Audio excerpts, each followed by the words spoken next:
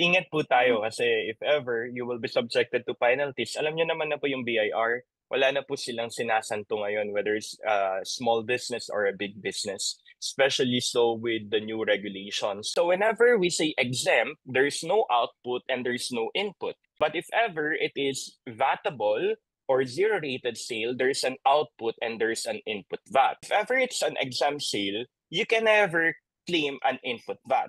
Our answer there is whenever there's an exempt sale, you cannot claim the input VAT. Okay?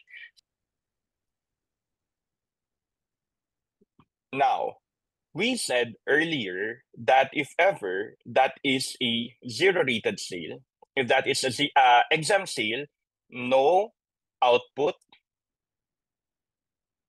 no input. While for zero-rated and vatable, there's output and there's input.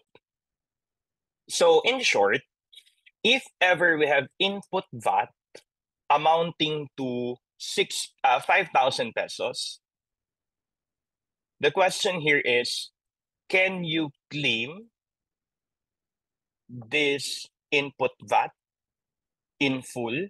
The answer is no. Because if there is an exempt sale, you cannot claim all the input VAT. So based on our presentation, we say here that if there's an input VAT attributable to an exempt sale, it will never be claimable. That is incorrect. Because if ever you have exempt sale, you cannot claim all your input VAT, especially input VAT attributable to the exempt sale. Now, if ever it is not attributable, then you need to prorate the amount for the exempt sale. Ngayon, since exempt sale siya, wala ka dapat i-claim na input VAT on that. Ngayon kasi ang ginagawa natin as accountants, kinukuha natin yung total na input VAT. And kung magkano yung total, claim na lang natin basta. If ever we have an exempt sale, we should remove the amount of input VAT attributable to the exempt sale.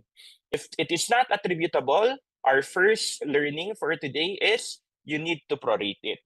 So our first topic earlier, kapag may exempt sale, if ever you have an exempt sale, wala kang input, wala kang output. And if ever you cannot attribute the input, kailangan tanggalin mo siya. So proper invoicing on your sales, whether it is exempt, zero-rated, or it is a vatable sale, and proper claiming of your input VAT.